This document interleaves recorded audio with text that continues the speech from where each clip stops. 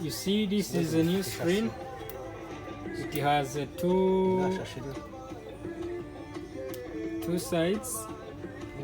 On one side there is a protector, and on the another side there is a protector. You see the model of the screen. You see that this screen is new. You see that is the same. Show me the model. Remove that film.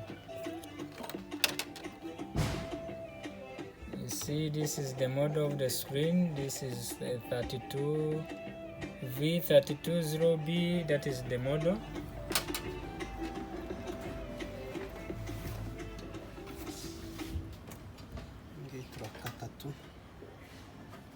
You have to modify on the housing.